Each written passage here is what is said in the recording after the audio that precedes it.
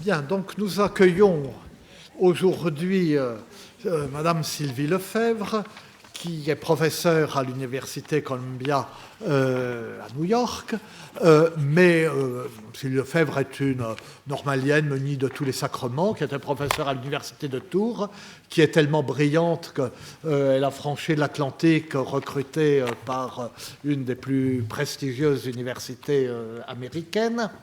Et Sylvie Lefebvre a réuni des qualités qui ne sont jamais réunies chez personne. C'est-à-dire qu'elle réunit les qualités de la normalienne et de la chartiste. Elle est normalienne, elle a la finesse, la sensibilité littéraire qu'on attribue souvent à tort d'ailleurs à cette race plutôt puante, mais enfin bon, c'est pas son cas, enfin puante, je veux dire...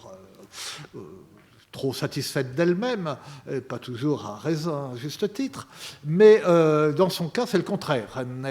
Elle pourrait être plus satisfaite d'elle-même qu'elle ne l'est. Et elle a les qualités, enfin que j'appelle les qualités d'une chartiste, parce que c'est une philologue à la fois extrêmement savante et extrêmement rigoureuse, qui a le sens du travail sur les textes, sur les manuscrits, sur l'histoire des textes. D'ailleurs, elle a dirigé la section romane du fameux Institut de recherche et d'histoire des textes qui nous fait vivre. Et la réunion des deux est extrêmement précieuse parce que, au lieu de dire, comme moi, par exemple, des choses en l'air, comme ça, qui ne sont pas étayées sur des connaissances précises, eh bien, elle part d'une science véritable, et au lieu de s'arrêter, comme d'autres, à cette science véritable et de considérer qu'elle a tout dit une fois qu'elle a montré qu'il y avait 2 cahiers intervertis dans le manuscrit machin, etc., eh bien, elle en tire des conclusions qui ne sont pas purement historiques ou d'histoire des textes, mais qui ont des implications pour la littérature, pour la nature de la littérature médiévale, pour la compréhension de la littérature. Et alors, elle l'a montré de façon exemplaire dans son plus grand ouvrage, Antoine de La Salle, La fabrique de l'œuvre et de l'écrivain, et puis avec une édition du traité des anciens et nouveaux tournois.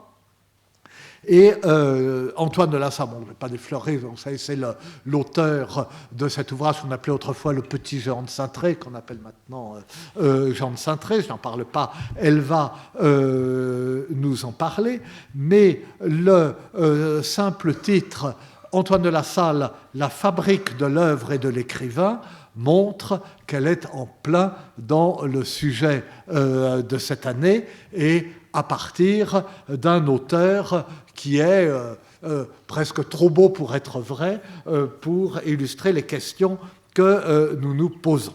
Et donc, elle va nous parler d'Antoine de La Salle, l'écrivain au graffiti, parce qu'il y a des histoires de signatures, il y a des histoires passionnantes. En plus, non, elle a de la chance parce que c'est la fin du Moyen-Âge, c'est une époque où il y a des manuscrits autographes, enfin, où on est un peu moins démunis. Mais enfin, vous allez voir ce que vous allez voir.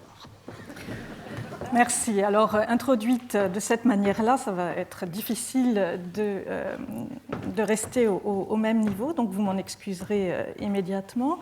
Le sujet de mon exposé, Michel Zinc l'a indiqué, n'est pas entièrement, voire pas du tout neuf, mais bien entendu, je ne saurais prétendre que ce que j'ai écrit là-dessus soit connu de tous, donc pour un certain nombre d'entre vous, ce sera du neuf. Et en effet, le dossier reste tout à fait exemplaire pour le thème du cours de cette année, mais je remercie infiniment Michel Zinc de me donner donc l'occasion de parler ici. Antoine de La Salle est donc un de ces écrivains de la fin du Moyen-Âge sur lequel nos sources d'informations sont relativement nombreuses. Il est né en 1386 en Provence, il est le fils bâtard de Bernard de La Salle, un grand condottiere gascon, et d'une Milanaise, Perrine d'Amandel. Cette jeune femme appartenait à la suite de l'épouse légitime de Bernard, Ricciarda, qui était une des filles naturelles de Bernard Beau, Visconti, seigneur de Milan et d'autres villes lombardes, qu'il avait épousée en février 1385 et avec laquelle, sans doute, il n'a jamais véritablement vécu. Rappelons, et c'est l'image que vous avez sous les yeux, qu'un bien plus célèbre, encore aujourd'hui en tout cas, condottiere, d'origine anglaise, lui, John Hawkwood, avait lui aussi épousé une fille naturelle de Bernard Beau qui casait ainsi toutes ses filles auprès de grands soldats, de grands meneurs d'hommes. Et c'est la fresque de Uccello au Dôme de Florence. Bernard de La Salle était un petit seigneur issu du diocèse d'Agen où existaient pas moins de 3 toponymes La Salle en un ou 2 mots. Il a commencé à se faire remarquer pendant la guerre de Cent Ans, dans le camp anglo-navarrais, donc contre les troupes royales, puis il est devenu capitaine de grande compagnie. Froissart en parle à plusieurs reprises dans sa chronique à partir des années 1350. À la fin de 1374, Bernard part pour l'Italie, où il servira la maison d'Anjou dans sa conquête du royaume de Naples, mais aussi les papes d'Avignon. Il parcourt toute la péninsule, il revient régulièrement en Provence, et il meurt dans un traquenard en 1391, entre Gap et Embrun, alors qu'il repartait pour l'Italie, à la solde, cette fois, de Gian Galeazzo Visconti, qui était le neveu et l'assassin de Bernard Beau, le beau-père de Bernard de La Salle. Antoine est mineur au décès de son père et il va obtenir un soutien financier, sa mère pour lui bien sûr, un soutien financier de la part du principal débiteur de Bernard, à savoir la papauté avignonnaise. On sait que grâce à cela, il a pu recevoir une première éducation avec un grammairien. À 14 ans, il est en âge de servir et il entre dans la carrière militaire pour Louis II d'Anjou, qui lui aussi avait une dette à l'égard de son père. Jusqu'en 1448, Antoine reste dans cette maison, servant successivement Louis II, Louis III, puis son frère René, le grand René d'Anjou, et le fils de ce dernier, Jean de Calabre, dont il a été le gouverneur. Tout cela le conduit à voyager de Provence en Italie, de Bruxelles à Ceuta, de Londres à Nancy et à Saumur. Après 1448, à plus de 60 ans, il passe au service de Louis de Luxembourg, comte de Saint-Paul, pour s'occuper de ses 3 fils. Et puis, il disparaît après février 1460. Soldat, grand voyageur, amateur d'héraldique, Antoine a aussi été écrivain sur le tard. Ses 5 livres ont été rédigés entre la fin des années 1430 et 1459, soit entre 50 et 70 ans environ. Sa biographie, on va le voir, n'a pas un intérêt seulement documentaire, elle pèse sur l'œuvre et l'informe en partie. 2 textes trouvent leur titre dans un jeu avec le nom propre de l'auteur. En 1451, Antoine termine une compilation d'exemples historiques mêlés à des souvenirs personnels qu'il dédie à son nouveau seigneur, c'est le texte 1 de l'exemplier. À l'honneur, amour et révérence de vous, monseigneur Louis de Luxembourg, comte de Saint-Paul, de Ligny, de Conversant et de Brienne, je, Antoine de La Salle, écuyer, votre très humble serviteur, me suis délité à vous faire ce présent livre. J'ai pris plaisir à faire pour vous ce présent livre. C'est le livre qui s'ensuit, c'est le livre qui suit, lequel je nomme La Salle, dont je porte le surnom. Et tout à la fin, il le répète, c'est le texte 2, et s'y donnerait fin à ce dernier chapitre et conclusion de ce présent livre dit La Salle, achevé et parfait en votre châtel du Chastellaire, le 20e jour du mois d'octobre, l'an de notre Seigneur, 1451. Dans l'histoire de l'anthroponymie, seul le nom de baptême a longtemps été considéré comme premier et même comme unique, car donné à un individu à sa naissance. Tout autre nom ne pouvait donc être qu'un surnom. Renvoyant à un métier, écrivain, clerc, ou une origine géographique, de macho, de pisan, il offre une définition supplémentaire. D'où, dans de nombreux cas, l'usage de l'article défini, le clerc, le fèvre, ou de la formule agglutinée, le dit, la dite, qui n'est plus utilisée aujourd'hui, ou presque, que dans la prose juridique ou administrative, mais qui, au Moyen-Âge, avait tôt envahi la prose littéraire. Autant qu'un titre, l'œuvre d'Antoine reçoit bien un surnom. Ce présent livre dit La Salle. Le geste de présentation se double d'un rituel d'imposition du nom. Cette salle, lieu d'origine et héritage du père, résonne de la noblesse du lieu que le terme désigne. Pièce de réception et d'apparat, elle est la métonymie du château ou du palais. Dans le livre en question, elle sert d'ailleurs de cadre et de structure aux anecdotes historiques et morales. Selon un plan architectural, les exemples de prudence, dévotion et religion donneront, je cite, de bons et puissants fondements, les fondations, tandis que les très excellents et puissants exemples des très saintes vertus de justice, à tempérer de miséricorde, de pitié, de humanité, seront les matériaux des murs du premier livre. Viendront ensuite les très resplendissants fenêtres qui doivent joyeuse et grande clarté dans le livre 2. Le troisième livre, enfin, est consacré au pavement et à la porte. Et car, parce que, toutes portes sont des textes que vous n'avez pas, parce que toutes les portes de salle raisonnablement doivent être hautes, belles, larges et plantureuses, généreuses, et pour ce, c'est pourquoi je les fais des très hauts, larges et plantureux, doux et aimables exemples de libéralité, de gratitude, d'aimable pauvreté et de disposition des songes. La porte monumentale de la salle monumentale s'ouvre donc sur des qualités qui ont toutes partie liées avec l'idée d'hospitalité, d'amitié, du sens de la communauté. Ce qui concerne les songes mêmes ne vient pas comme un ajout artificiel. Il y est en effet question à nouveau de portes, les fameuses portes de corne ou d'ivoire de Virgile et d'Homère, mais aussi il y est question des seuls rêves prémonitoires qui touchent au destin d'un royaume et qui ouvrent donc un nouveau seuil dans l'histoire universelle. Deux métaphores structurantes sont donc convoquées dans cette œuvre. Celle du texte, construisant par ses différentes parties un monument, un bâtiment, et il y a là toute une tradition qui illustre la Cité des Dames de Christine de Pisan ou plus tard le Temple de Boccace de Châtelain.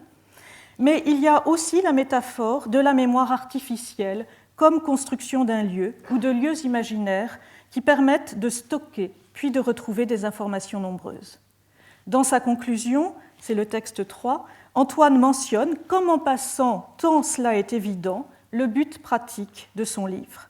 À vous, tout le premier, il s'adresse à Louis de Luxembourg, et puis à tout prince, seigneur et dame, présents et à venir, qui seigneuries ont à gouverner, soit mémoire des choses dessus dites, afin qu'en ces très nobles, illustres et excellents exemples, vous et eux puissiez aucun bien profiter.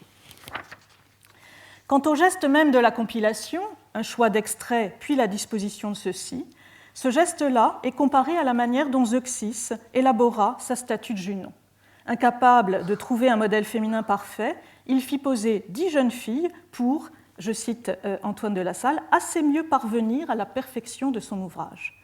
De même, dit l'auteur, le mieux que j'ai pu, comme simple, rude et de petit entendement, est recueilli de plusieurs excellents livres les très glorieux exemples qui suivent.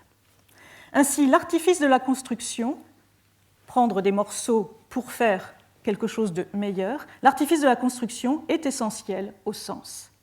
Et même s'il reprend beaucoup de ces matériaux à un best-seller de l'époque, la traduction française des Facta et Dicta Memorabilia de Valère Maxime, Antoine conçoit un espace qui lui est propre par le dessin et par le nom, un espace qui ne s'en ouvre pas moins aux autres, comme il l'indique dans le texte 4.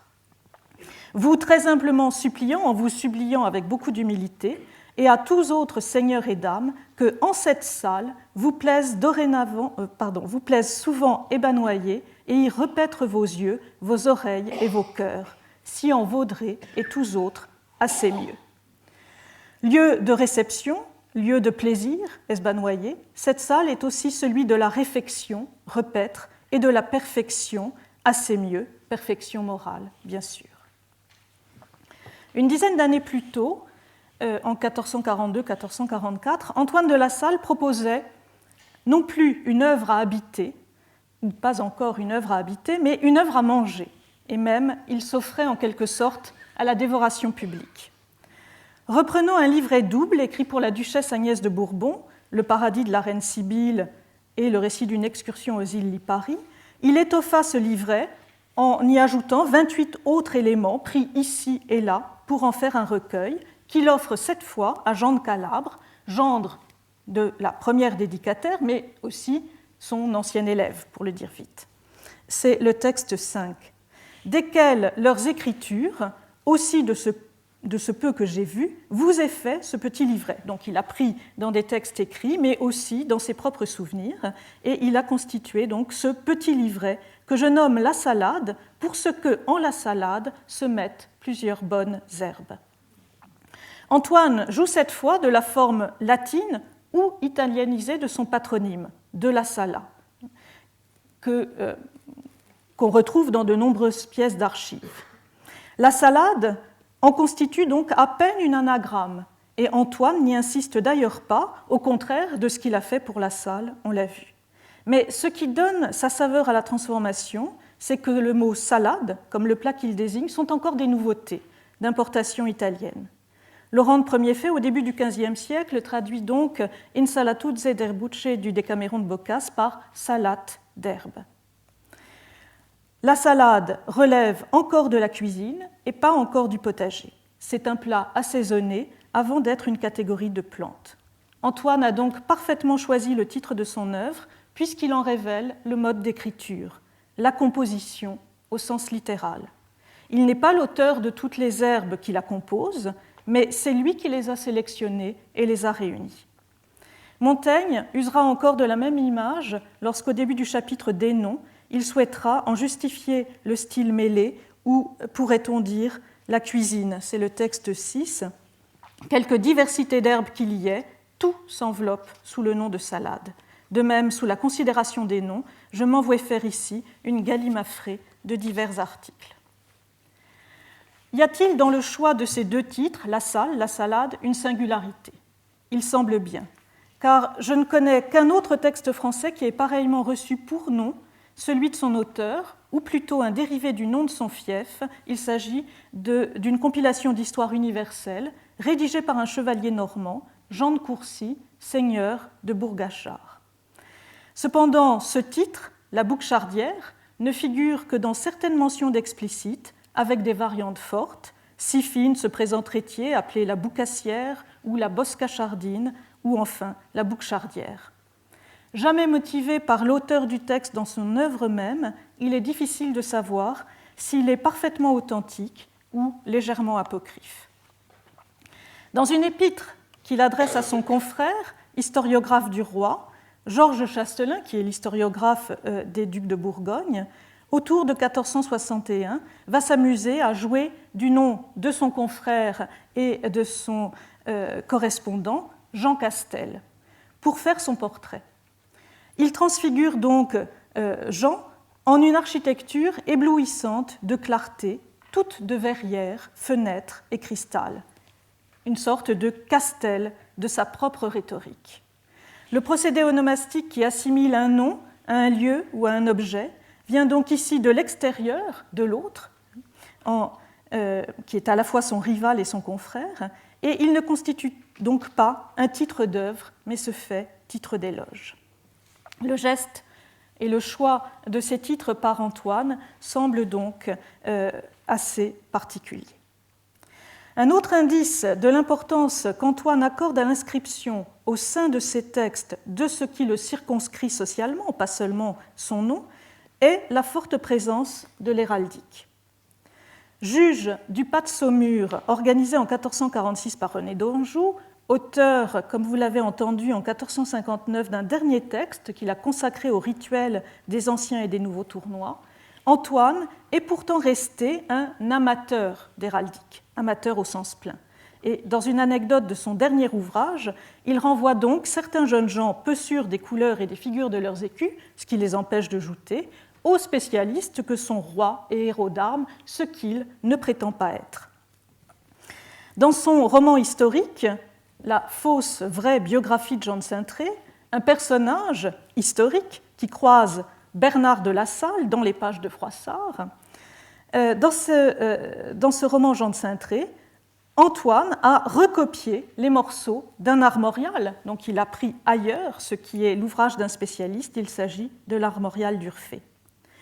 Les troupes qui partent en Prusse combattre les Sarrasins sont ainsi constituées par une très longue liste de plusieurs pages qui fait défiler un nom suivi du blasonnement de ses armoiries et de son cri de ralliement. À la fin de la marche d'Aquitaine, on trouve le texte 7. Le seigneur de La Salle, ondoyé d'argent et de gueules, de 8 pièces, écriouet, Mars, et mains autres chevaliers et écuyers de Guyenne, François. L'adjectif François, qui termine donc la phrase, se comprend seulement si on lit la rubrique suivante.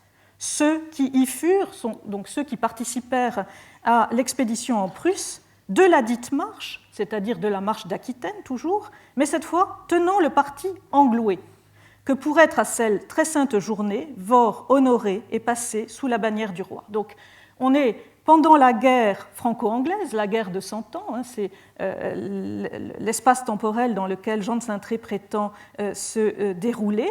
Et il y a donc des Aquitains qui sont du côté des Français, du roi, et des Aquitains qui sont du côté des Anglais, à l'exception donc de cette bataille contre l'ennemi païen qui réunit tout le monde. Pareille situation loyaliste, donc le seigneur de la Salle ici fait partie des chevaliers français. Pareille situation loyaliste empêche-t-elle de voir ici un souvenir du père, de ce Bernard, dont les chroniqueurs ont pu dire qu'il était anglais en raison même de son appartenance à l'armée étrangère.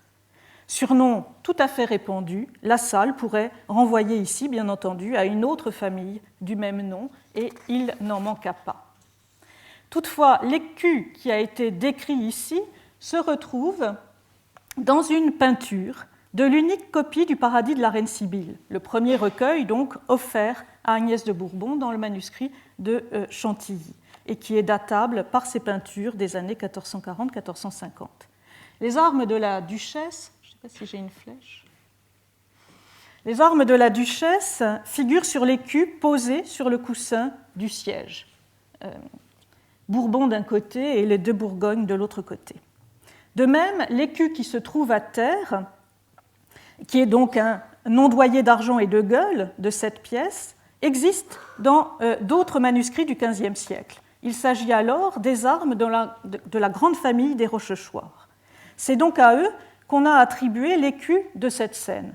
Par exemple, dans le catalogue des manuscrits datés rédigés par les très savants Charles Sarmaran et Robert Marichal en 1959. On n'y voit rien, disait en titre Daniel Arras dans un de ses magnifiques essais sur le pouvoir aveuglant de la peinture, et en raison de ce qu'il appelle les habitudes acquises dans lesquelles se fonde et se reconnaît notre communauté académique. De la même manière, les deux écus de cette page ont donc été identifiés comme les marques des possesseurs successifs du livre, la duchesse de Bourbon d'abord, la famille de Rochechouart ensuite.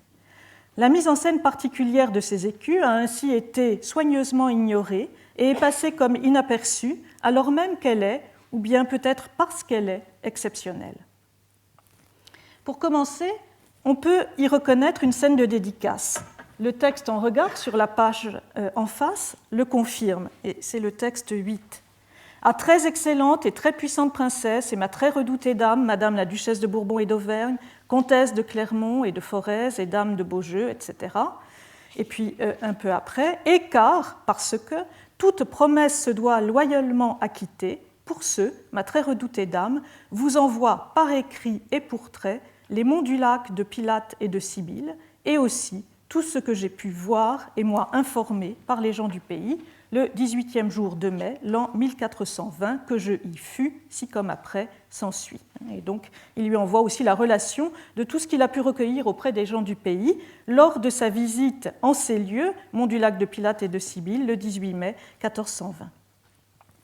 Toutefois, dans la scène figurée, si les écus sont bien dans les situations respectives d'un dédicataire en position de souveraineté sur le siège et du donateur qui est en position d'humilité plus bas, les corps physiques sont absents, tout comme l'objet de la transaction, le livre offert. D'autres étapes interprétatives permettent de rendre compte de ces particularités uniques. La dédicace prend la forme d'une lettre qui accompagne l'envoi de l'œuvre vers la duchesse de Bourbon. Elle est en effet loin d'Antoine, texte 9, et ce, je vous envoie le livre, pour vous obtenir ma promesse, pour tenir ma promesse, et afin que de ma fouet, je ne puisse être repreint si jamais venouais en votre présence, et afin de ne pas subir vos reproches si un jour je me trouvais devant vous. Pour représenter ce transfert du livre, en l'absence des deux protagonistes réels, ces derniers sont tout simplement remplacés par leur écu. Dans Jean de Saintré, le roi de France désigne le héros éponyme comme son lieutenant pour la croisade contre les Sarrasins, par une phrase tout à fait éclairante pour notre propos, c'est là le texte 10. « Saintré, dit le roi, je vous baille de ce voyage la conduite et la charge de ma bannière qui représente mon corps. » Drapeau, écu ou portrait fonctionnent au Moyen-Âge comme des substituts ou des médiums du corps réel, jusqu'à ce que le portrait prenne le pas sur les deux autres. Devenant et devenu réaliste, ce portrait va être privilégié comme un des moyens, le seul moyen, de figurer l'apparence mortelle d'un individu précis. Les années 1430-1440 voient justement le développement du réalisme pictural. Or, la promesse d'Antoine à Agnès de Bourbon était double. Lui faire parvenir, on l'a vu, le récit de son exploration du fameux paradis italien de la reine Sibylle, mais aussi un portrait, une image fidèle des deux monts de Pilate et de la Sibylle. C'est ce qui était fait dès le folio 1 recto, soit avant la double page de dédicace que nous avons vue. Et on a en fait les deux monts ici en perspective l'un derrière l'autre. Au premier plan, le mont Pilate et derrière le mont de la Sibylle. L'artiste qui a travaillé dans ce volume peut être identifié avec un individu qui a travaillé pour la maison d'Anjou, comme Antoine. Son choix et sa maîtrise de l'aquarelle, qui sont rares alors, mais aussi son observation, vous pouvez le voir ici, comment les 5 hommes entrèrent dans la cave, c'est-à-dire dans la grotte, son observation des mouvements, son sens de l'inscription des corps dans l'espace, incite à croire qu'il a eu une connaissance directe de l'art italien au même moment que Fouquet. Le volume commence donc par une image en pleine page, sans texte. Les lignes qui sont ajoutées sont des lignes qui ont été ajoutées postérieurement, ce qui est assez extraordinaire pour un livre, même à cette époque. Lorsqu'on tourne ce premier folio, pour tomber sur la double page de dédicace, le livre a donc déjà été ouvert, et cela explique sans doute que la scène d'offrande ne puisse plus en accueillir de représentation. Enfin, les éléments textuels et visuels de ces deux pages redistribuent autrement ce qui est uni sur une seule dans les lettres d'anoblissement et de concession d'armoiries dont nous conservons de superbes exemples provenant de la cour de René d'Anjou. Vous en avez donc ici un exemple postérieur, 1475, mais il en existe d'autres plus anciennes. Dans cet exemple, qui est décoré par un artiste de talent, les armes concédées sont représentées avec précision dans le bas droit de la lettre. Celles du donateur, René, sont pendues au rameau vert, un nouveau surgeon qui émane d'une souche sèche, et il y a là un jeu de mots sur le prénom de René, Renatus, né une seconde fois. Et de l'autre côté de la souche se trouve disposé un chapelet dont la boucle forme celle du R de René. Le don ici va du haut vers le bas et s'incarne dans les armes dessinées. Dans la page du paradis, le don monte du bas vers le haut, à condition toutefois qu'on lise le texte. Qui se contente de regarder peut avoir l'impression d'être devant une concession d'armoirie, comme si pour l'auteur, fils naturel d'un homme célèbre, dont pourtant la qualité de noble est reconnue dans les pièces administratives, écrire pouvait devenir un autre moyen de reconnaissance, ou en tout cas un moyen de reconnaissance supplémentaire. À bien y regarder, l'écu présent dans l'angle du bas ne peut donc être que celui d'Antoine et en aucune manière l'écu des Rochechouart. Mais cet écu-là est resté un apax. Nulle autre représentation ne nous en est connue, de sorte que nous ne savons pas si telles étaient bien les armes de Bernard de La Salle, ou si Antoine les a modifiées par un signe de bâtardise, comme cela se faisait, ou encore s'il les a complètement inventées. D'autres signes, pourtant, vous le voyez sur cette page, foisonnent. Les badges d'Agnès, les plumes et les violettes qui figurent sur le dais, mais aussi le badge d'Antoine, qui est d'abord tenu par la femme ailée, hissante de son cimier, un fermail que l'on retrouve aussi sur la tapisserie murale sur le fond bleu, en alternance avec son chiffre de 3 lettres, C CR. Et ces deux signes emblématiques qui sont propres à Antoine fonctionnent eux aussi comme une signature. Mais ces signes, il les a aussi utilisés hors texte. Le système emblématique se développe avec une intensité et une profusion toute particulières pendant le XVe siècle. On use de couleurs, de chiffres, de badges, de mots, ce que nous appelons aujourd'hui plutôt devises. René d'Anjou, on l'a aperçu avec sa lettre d'anoblissement, en offre un excellent exemple, lui qui multiplie les signes tout au long de sa vie. Antoine, qui fut à son service, en usa à la fois de façon plus stable, tout aussi obsessionnelle, mais en même temps plus économique. Antoine eut un mot, lui aussi. Il convient.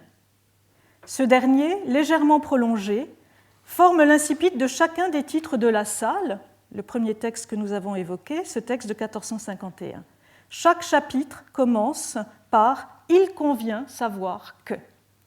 L'ordre du pédagogue se confond donc avec l'impératif moral du conseiller.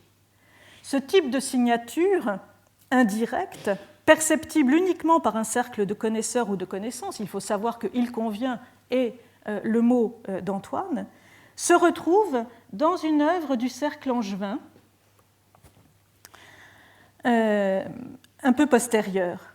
Le roman de Troïl est une traduction par Louis de Beauvau, vers 1453-1455, d'un texte italien de Boccace, le Filostrato, et ce texte commence et s'achève par le mot du sénéchal d'Anjou qui est « sans de partir ». Vous voyez que le mot est inclus dans l'incipit. « Sans de partir, tant que serait en vie, à vous, mesdames, me suis entier donné ».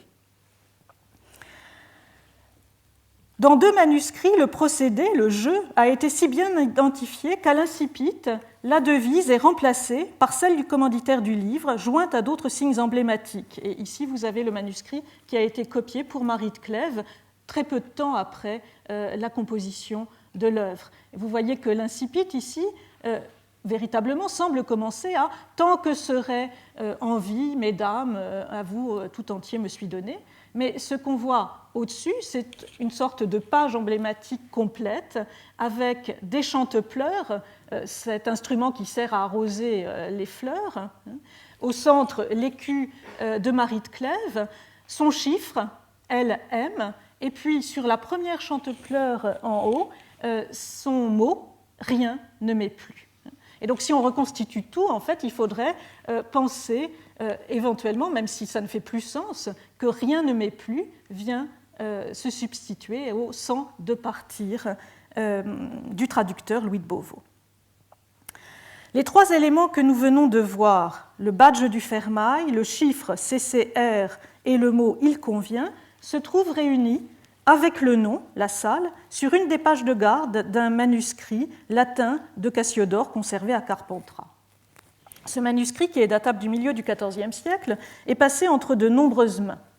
Parmi les signatures finales, sur un folio où on a aussi une autre signature d'Antoine, il y a la signature d'un certain Arnaudus de Villanova.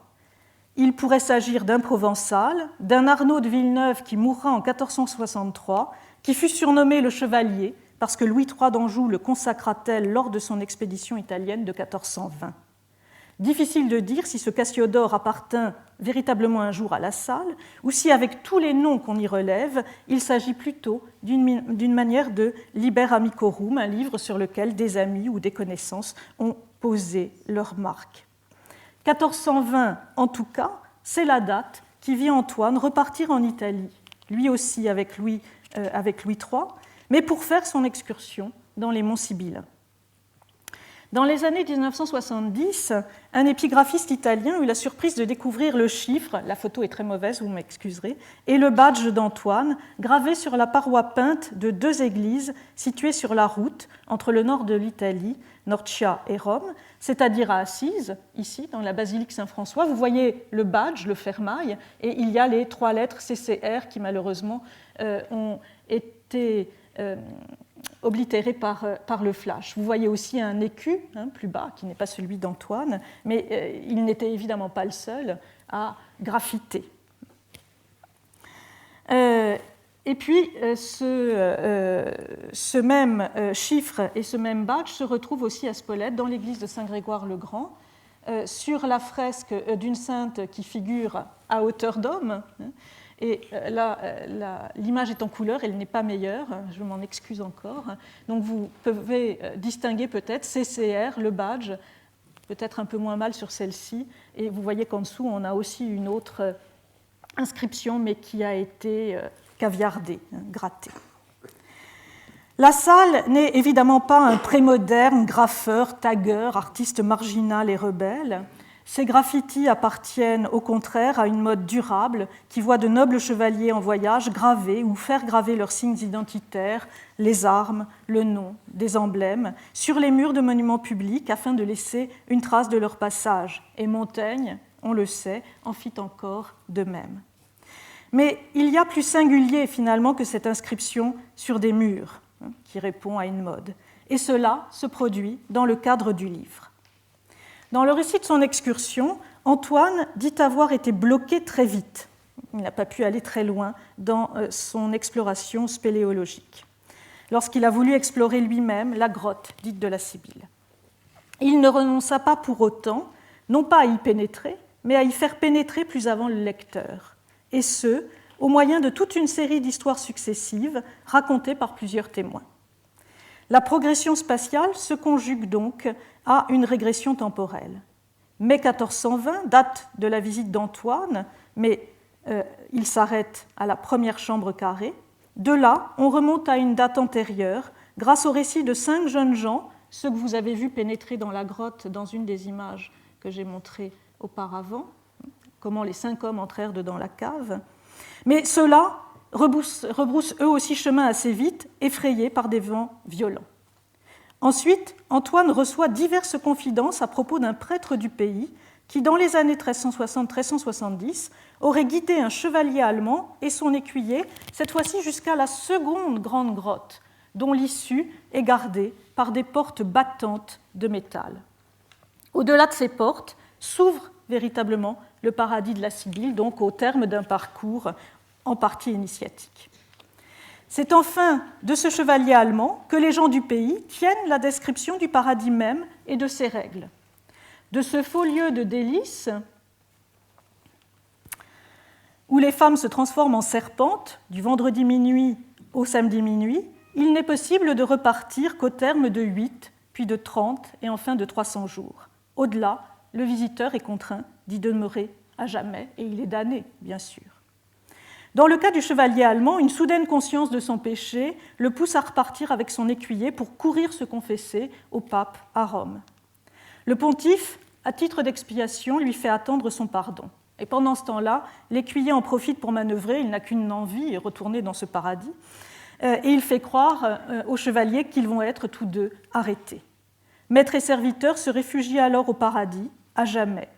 Et la narration d'Antoine a beau faire, vous l'entendez, la part de plus en plus belle à la légende, les différents récits se chevauchent et se répètent légèrement en se renforçant ainsi l'un l'autre. La véridicité des jointures permet d'imaginer que les détails de la suite pourraient être également vrais.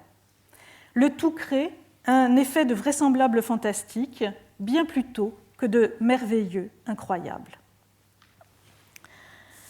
Inscrire, c'est signer à l'intérieur, dit Ponge, et j'ai emprunté cette citation au très beau livre de Jean-Claude Mathieu, publié chez Corty en 2010, qui s'intitule « Écrire, inscrire ». À la fin de l'histoire qu'on lui raconte du chevalier allemand et de son écuyer, Antoine manifeste son désir de voir la lettre ouverte laissée par celui-ci et dont il vient de rapporter l'incipit ou la teneur. Vous voyez ici comment le chevalier et son écuyer baillent les lettres au bergier et retournent en la cave. Donc il laisse une lettre ouverte, dont l'incipit est le suivant, c'est le texte 11. « À tous ceux qui voudront savoir nouvelles de celui à qui le pape ne voulut pardonner, en ce paradis de la reine Sibylle me trouvera. » Ultime message, dernière adresse.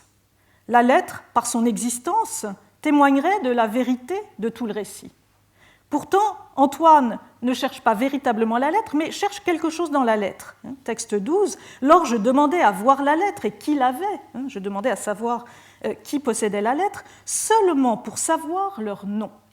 Et ils me répondirent que les messagers, la portaient au pape, que comme se dit, la fit ardoir. Les messagers la portèrent au pape, qui, à ce qu'on dit, la fit brûler. » Seul l'intitulé, l'incipit, aurait donc survécu.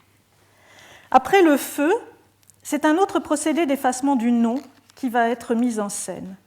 Dans une dernière anecdote rapportée par les gens du pays, pour les années 1380 environ, un seigneur de Gascogne ou du Languedoc, du nom de Pax, avait obtenu congé du pape d'entrer dans la grotte. Le pape, après l'aventure du chevalier allemand qui est allé se perdre à tout jamais dans ce faux paradis, avait ordonné qu'on mure l'entrée de la grotte de la Sibylle. Donc avant de pouvoir y aller, il faut obtenir une autorisation papale. Il a donc obtenu du pape le droit d'aller explorer à son tour le paradis pour y rechercher son jeune et son unique frère. Les compagnons de voyage de ce dernier avaient en effet appris au seigneur de Pax que le jeune homme les avait abandonnés au moment où ils allaient s'embarquer pour Rhodes, parce que lui préférait d'abord visiter le paradis de la reine Sibylle. Et c'est le texte 13. Et quand il fut en la cave, donc le seigneur de Pax, comme dessus est dit, il trouva le nom de son frère en écrit.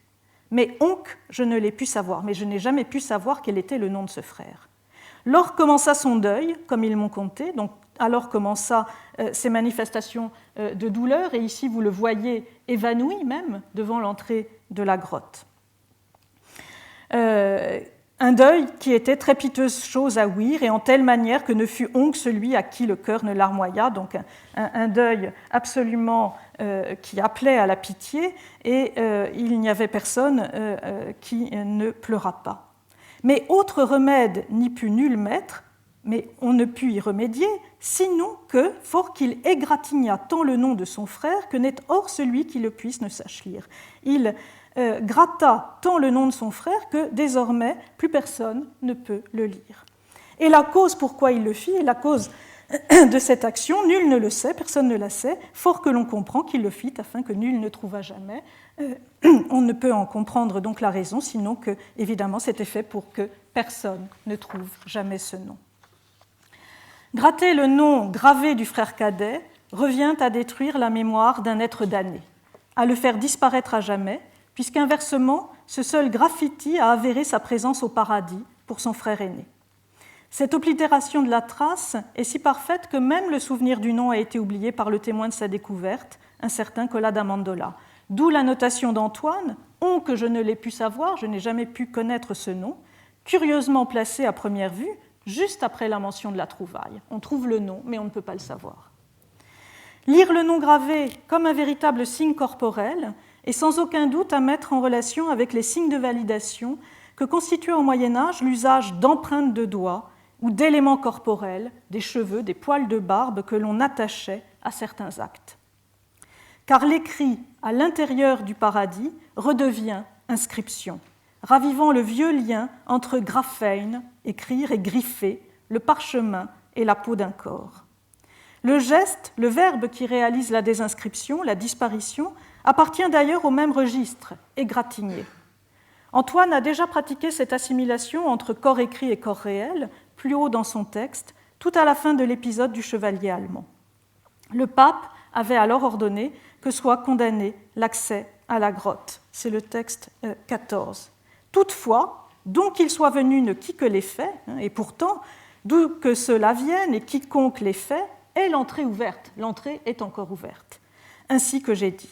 Et tant il y a qu'à l'entrée de la cave et dedans la première chambre, l'endroit où Antoine s'est aventuré, où est le pertuis qui donne le jour, où il y a le petit trou qui donne de la lumière, ils y sont plusieurs gens en écrit.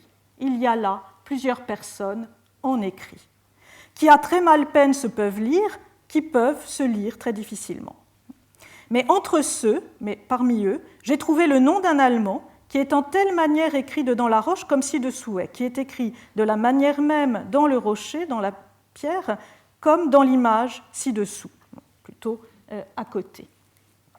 et aussi le nom d'un autre qui me semble des parties de France ou d'Angleterre selon le langage de son nom, et il y a aussi un autre nom qui semble, d'après le langage utilisé ou d'après la forme du nom, venir de France ou d'Angleterre, qui s'appelle Thomain de Ponce ou de Pouce, et l'hésitation même sur cette difficulté paléographique, un N ou un U, tente à faire croire en la réalité de l'inscription.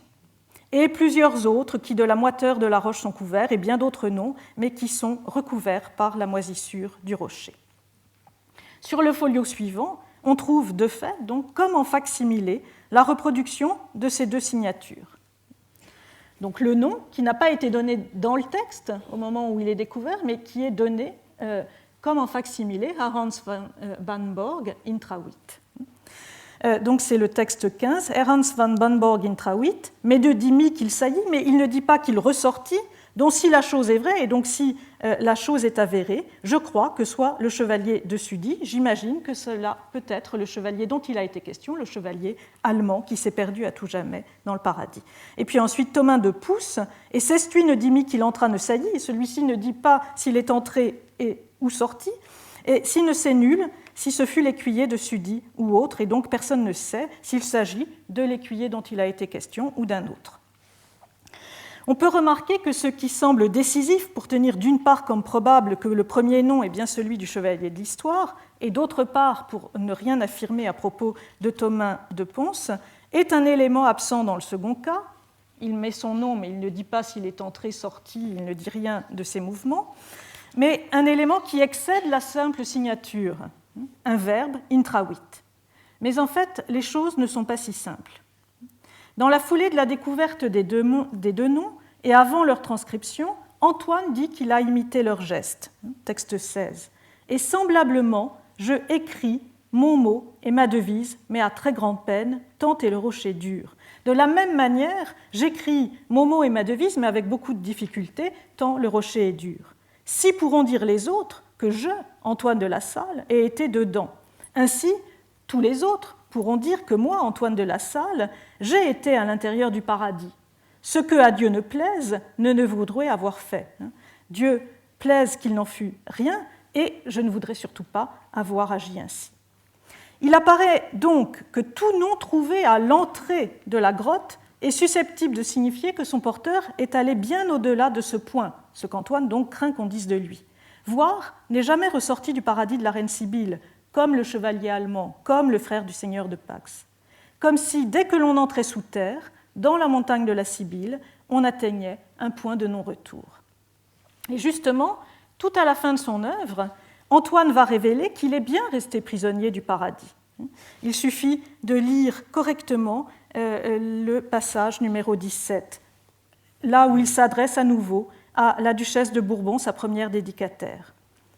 Duquel écrit, ma très redoutée dame, je vous mande le double de ce livre, je vous envoie une copie, afin que de ma promesse ne puisse être repeint, afin qu'on ne puisse pas me reprocher de ne pas avoir tenu ma promesse. Et aussi que si le plaisir de mon dit seigneur, le duc de Bourbon, et le vôtre fut d'y aller, dans le paradis, ainsi que souvent de fois après dîner ou souper avez accoutumé de vous ébattre tout à pied, de vous promener à pied, disant vos heures en attendant l'heure du souper, ou après souper de vous retraire, ou donc si c'est après le dernier repas en attendant de vous retirer, ce vous serait un grand plaisir, et y acquerriez grandime pardon qui vous mettrait toute vêtue en paradis. Je saute 2 lignes. Si pris aux dames premièrement, et puis à mes seigneurs de vos compagnies, que quand ils iront, et m'y verront, que entre les autres oubliés, leur plaise à souvenir de moi, quand autre part ne penseront. Et donc je prie d'abord les dames et puis ensuite tous les messieurs des compagnies qui se réunissent autour de vous, que quand ils se rendront là et qu'ils m'y verront, que parmi tous les personnages oubliés, il leur plaise de se souvenir de moi quand leurs pensées ne seront pas ailleurs. Cette invitation à la promenade est bien sûr une invite à la lecture, celle de l'œuvre qui est envoyée pour prendre la place du livre d'heures, afin de s'acquérir un pardon et un paradis tout à fait paradoxaux, puisqu'on y va tout vêtu. La prière que réclame Antoine à ceux qui se rendront là et qui le verront ne peut s'expliquer autrement que par un appel au recueillement face aux signes qui, sur la page, manifeste sa présence réelle. Son chiffre, son badge, son mot et son nom, soit sa signature, non pas complètes, mais démultipliées. Au sens propre et plein de l'expression qu'il utilise, Antoine est bien en écrit ici. L'espace de la grotte et celui du texte coïncident en effet parfaitement. Le fantastique de l'œuvre est alors d'enfermer littéralement son auteur en son centre.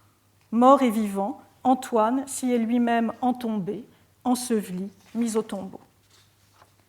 En écrit y est mis mon nom, le refrain de la 100e des 100 ballades de Christine de Pisan.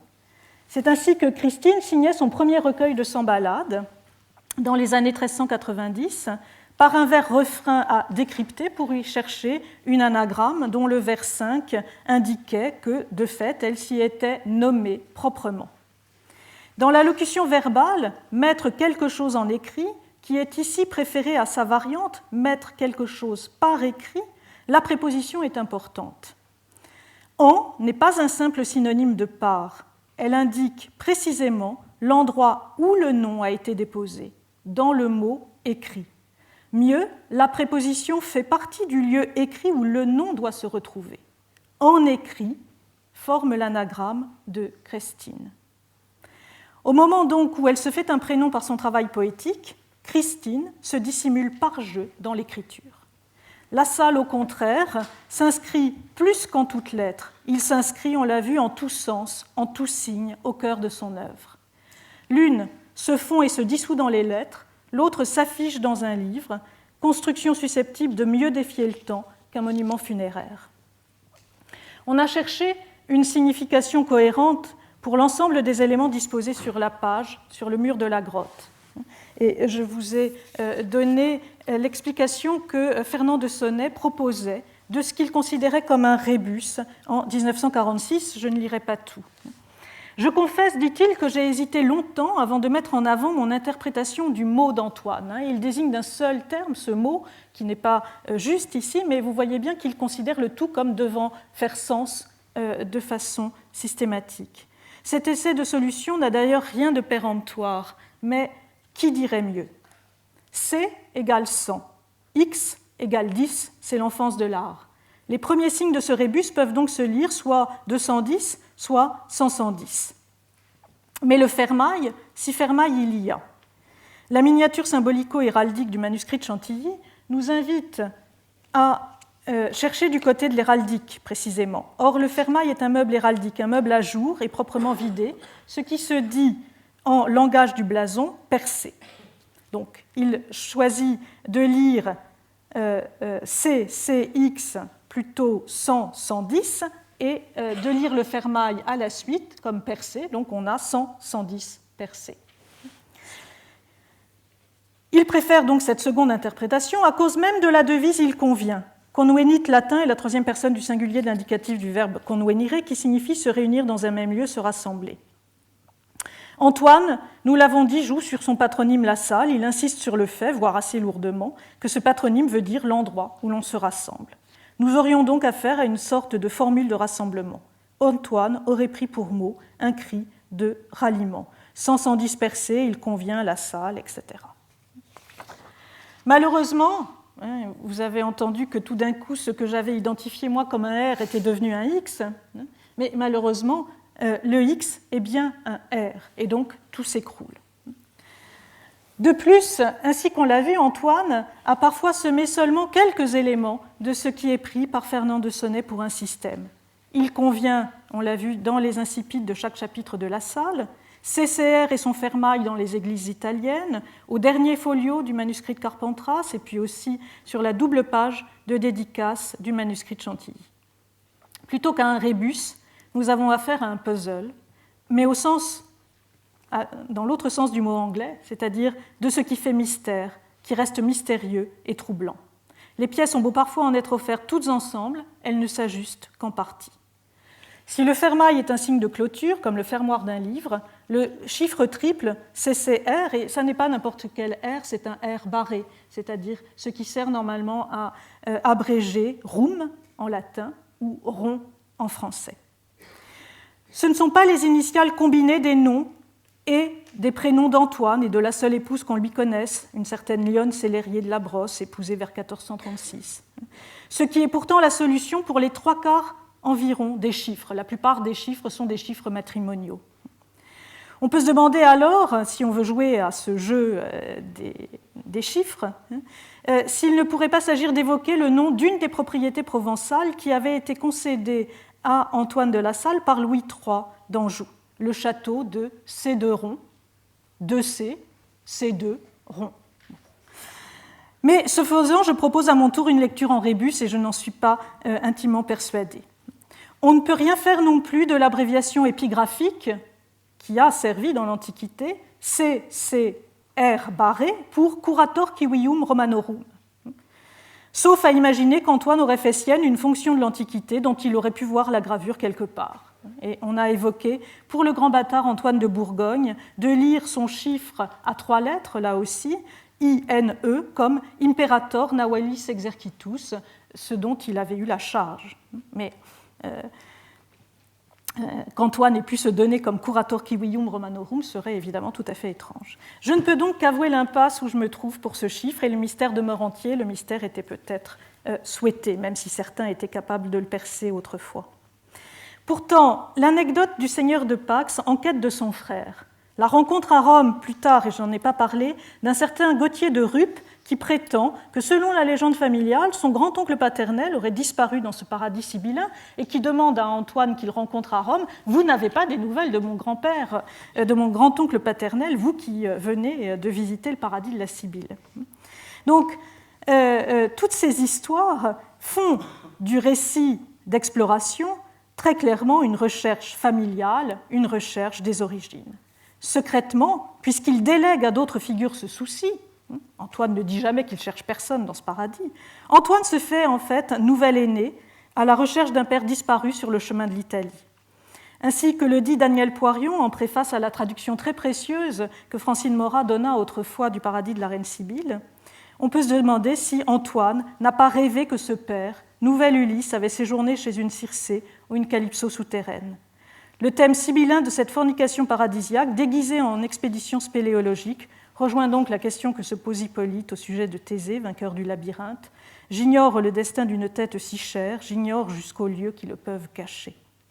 Dès lors, le fait que les armes de la salle, cet ondoyer d'argent et de gueule, apparaissent uniquement sur le volume de la première version du Paradis ne peut relever du hasard, mais révèle comme le signe d'un lien nécessaire entre elles et la figure du Père, même si celle-ci est plus rêvée que réelle. Parce qu'il s'est fait un nom et s'est construit une identité symbolique, Antoine peut par la suite simplifier sa signature. Il continue toutefois à l'incorporer à l'œuvre par le biais de la lettre de dédicace, qui sert aussi de lettre d'envoi, aussi bien à la fin du traité sur les anciens et les nouveaux tournois, qu'il dédie à Jacques de Richebourg, le frère de Louis de Luxembourg, son dernier seigneur, mais aussi à la fin du recueil qu'il a constitué autour de son Jean de Cintré. Là aussi, Jean de Cintré ne fait pas sens tout seul, mais avec les 2 autres textes qu'Antoine y a joints. Et la signature, alors, peut être aussi bien autographe ou réputée telle, comme à la fin du manuscrit Nouvelles acquisitions françaises 1058, et on voit bien, j'espère, la différence entre l'écriture du copiste, qui répond tout à fait à la date que l'on peut accorder au manuscrit, autour des années 1456, et l'écriture plus archaïque, votre très humble et très obéissant serviteur Antoine de la Salle. Donc là, il n'est pas impossible qu'on ait en effet affaire à une signature autographe. Mais le même recueil cintré, dans un autre manuscrit de la Bibliothèque nationale, le 1506, vous le voyez, la signature est de la main du scribe, votre très humble et obéissant serviteur Antoine de la Salle, avant Jésus-Maria et que commence un autre texte. Et à la fin du livre des tournois, là aussi, la signature, votre humble et obéissant serviteur Antoine de la Salle, est bien de la main du copiste. Moderne d'allure, cette signature paraît plus simple que les jeux qu'inventent les auteurs de la génération suivante, Jean Melinet, Guillaume Crétin, Pierre Gringor. Dans leurs manuscrits, comme dans les imprimés, ces derniers se dissimulent en des acrostiches ineffaçables ou soulignent par des jeux de mots leur talent poétique.